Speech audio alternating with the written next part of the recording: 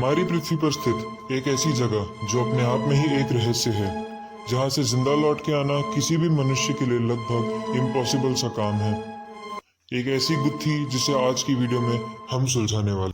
Welcome back guys to brand new episode on this channel. और आज की इस वीडियो में हम बात करने वाले हैं द बर्म्यूडा ट्रायंगल के बारे में। ये ट्रायंगल पोर्टोरिको, मायामी और खुद बर्म्यूडा को जोड़ के बना है। लेकिन आखिर ऐसा क्या है इस ट्रायंगल में जो इतने सारे लोग यहाँ पे गए तो हैं लेकिन यहाँ से वापस नहीं आए हैं। कई शिप्स डूब गई, प्लेन्स लापता हो गए, लेकिन ऐसा क्यों? कई लोग मानते हैं कि इस सब के पीछे अर्थ का मैग्नेटिक शिफ्ट है, तो कुछ लोग मानते हैं कि ये नेचुरल फिनोमेना या वेदर कंडीशंस की वजह से है। लेकिन कई लोग ये भी मानते हैं कि इस सब के पीछे परग्रही जीव यानी एलियंस का हाथ है।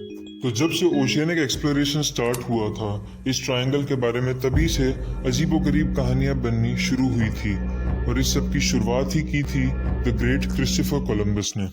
1942 11 अक्टूबर को शिप सेंटा मैरिया के क्रू मेंबर्स और कैप्टन क्रिस्टोफर कोलंबस ने ये स्पॉट किया था बर्म्यूडा ट्रायंगल में कि उनको वहां पे आसमान में अजीबोगरीब रोशनी दिखाई दे रही थी।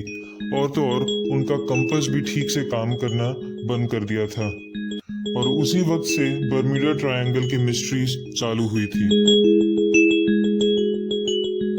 लेकिन आज के दौर में इस ट्रायंगल की मिस्ट्री सुलझाना हमारे लिए इतना जरूरी क्यों है? वो इसलिए क्योंकि इस ट्रायंगल में सिर्फ कुछ ही लोग नहीं बल्कि कई सैकड़ों लोग।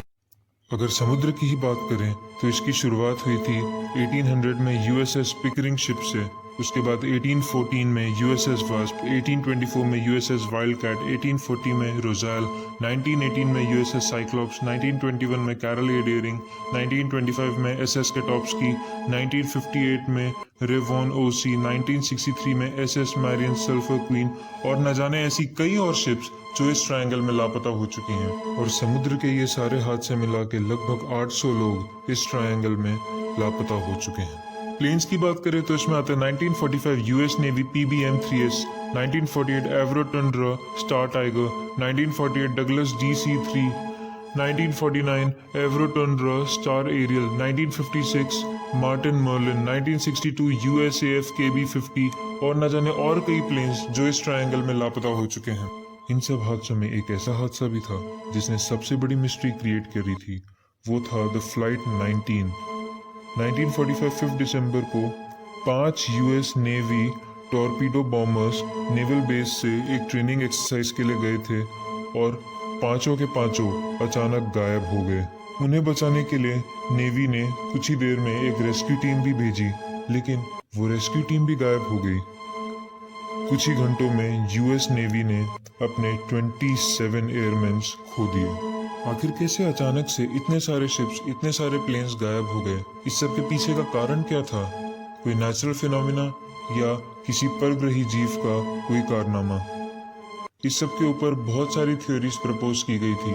सबसे पहले हम बात करेंगे पैरानॉर्मल एक्सप्लेनेशंस को लेकर। कई सारे राइटर्स ने इसका सीधा ब्लेम दिया है the lost city of Atlantis को। और जब भी इस एटलांटिस सिटी की बात आती है तो इसमें सबमर्ज एक बहुत ही strange rock formation the Bimini Road के बारे में भी बात उठती है। और कईयों का मानना है कि इसी स्ट्रेंज रॉक फॉर्मेशन में कुछ ऐसा है जिसकी वजह से ये ट्रायंगल इतना खतरनाक बनता है। कई राइटर्स का ये भी मानना है कि इसका सीधा सीधा लिंक जुड़ा है यूएफओस को लेकर या फिर एक ऐसे अनएक्सप्लेन्ड फोर्स को लेकर जिसकी वजह से ट्रायंगल में इतने सारे हादसे हुए हैं। इसका दूसरा इल्जाम जाता है गल्फ स्ट्रीम को।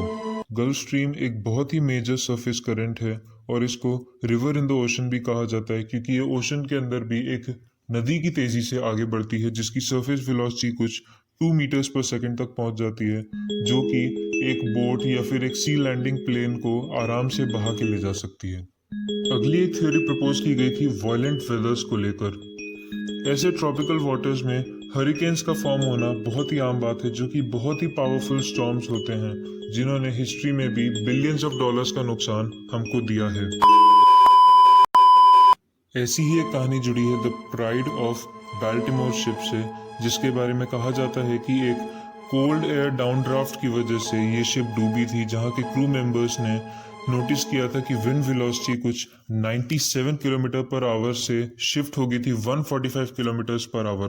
नेशनल हरिकेन सेंटर सैटेलाइट के कई स्पेशलिस्ट ने बताया है कि कुछ खराब मौसमों में कोल्ड एयर डाउनबर्स्ट सरफेस को एक बॉम्ब की तरह हिट कर सकता है और इसी से आप अंदाजा लगा सकते हैं कि ये कितना वायलेंट होता है। अगली थ्योरी प्रपोज की गई थी मीथेन हाइड्रेट्स को लेकर। कई एक्सप्लेनेशन इस बात पे फोकस करते हैं कि इस एरिया में large field of methane hydrates present है। कई लैब एक्सपेरिमेंट में ये भी प्रूव किया गया है कि नेचुरल बबल्स भी एक बड़ी शिप को डुबाने के लिए काफी है। अब आप में से काफी लोग सोच रहे होंगे कि बबल्स की वजह से शिप कैसे डूब सकती है। वो ऐसे कि जब ऐसे बहुत बड़े नेचुरल बबल्स क्रिएट होते हैं पानी में तो उसकी वजह से उस एरिया की वाटर की डेंसिटी जो है वो बहुत ही कम हो जाती है, जिसकी वजह से शिप आसानी से पानी में डूब जाता है। यहाँ तक ये भी माना जाता है कि इस एरिया में पीरियोडिक मीथेन इरप्शंस या फिर पीरियोडिक मड वोल्केनोस इरप्शंस की वजह से भी इस एरिया का पानी जो है वो इतना फ्रोथी हो जाता है जो कि शिप्स को प्रॉपर बॉयंसी नहीं दे पाता, जिसकी वजह से शिप्स पानी में डूब जाती हैं। कंपास मैलफंक्शन का रीजन ढूंढने की वजह से ये मिस्ट्री ऑलमोस्ट सॉल्व ही हो गई है। एक्सपर्ट्स का मानना है कि इस एरिया में बहुत ही हाई कंसंट्रेशन ऑफ मैग्नेटाइट है जो कि अर्थ की मैग्नेटिक फील्ड से इंटरफेरेंस क्रिएट करता है, जिसकी वजह से काफ़ी सारे रैंडम एल्जी ग्रोथ भी होते हैं। लेकिन अगर वाकई में ऐसा है तो इसका जो असली इशू है वो अर्थ के कोर में प्रेजेंट है। जियोफिजिसिस्ट प्रोफेसर डॉक्टर जस्टिन रेवेनो ने बताया है कि बहुत ही पोटेंशियली कैटास्ट्रोफिक मैग्नेटिक शिफ्ट हमारे प्लैनेट पर हो रहा है, यानी हमारी प्लैनेट की जो मैग्नेटिक फील्ड है वो मूव कर रही है। क्या इससे हमारा बर्मुडा ट्रायंगल जो है वो भी शिफ्ट हो जाएगा? तो इस इमेज में आप आराम से देख सकते हैं कि ऊपर रेड डॉट की लोकेशन हमारा जियोग्राफिक नॉर्थ है और नीचे ग्रीन डॉट की लोकेशन हमारी मैग्नेटिक नॉर्थ है। और कई सालों के टाइम में ये मैग्नेटिक नॉर्थ जो है वो काफ़ी शिफ्ट हुआ है और जियोग्राफिक नॉर्थ के पास तक पहुंच चुका है और आज के टाइम पे इसकी moving rate 35 miles per year है। अब इससे मन में एक सवाल आता है कि ये जो मैग्नेटिक इंटरप्शन है क्या इसका असर हमारे बर्मुडा ट्रायंगल पे भी पड़ेगा? और सिर्फ ट्रायंगल पे ही नहीं, इस मैग्नेटिक शिफ्ट का असर क्या हमारे प्लैनेट पे भी पड़ेगा?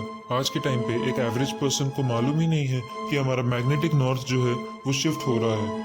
और पता होगा भी क्यों? ये हम सेंस नहीं कर पाते हैं, हम पता नहीं लगा पाते हैं।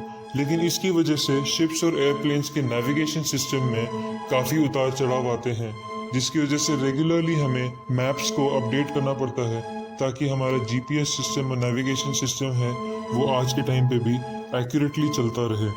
और अब ये जो प्रॉब्लम है सिर्फ बर्मुडा ट्रायंगल तक ही नहीं रह गई है, अब ये पूरे प्लैनेट पे फैल चुकी है।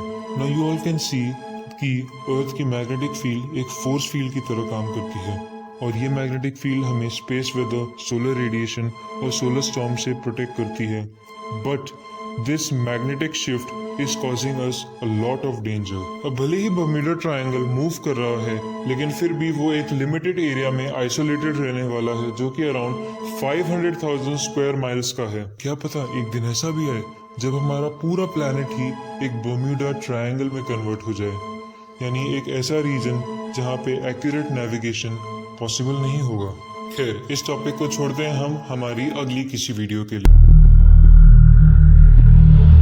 तो अगर आज की हमारी ये वीडियो आपको पसंद आई हो तो प्लीज़ इस वीडियो को लाइक करिए, शेयर करिए और उससे भी ज़्यादा इंपॉर्टेंट ये है कि कमेंट सेक्शन में आप कमेंट करके बताइए कि आपको ये वीडियो कैसी लगी।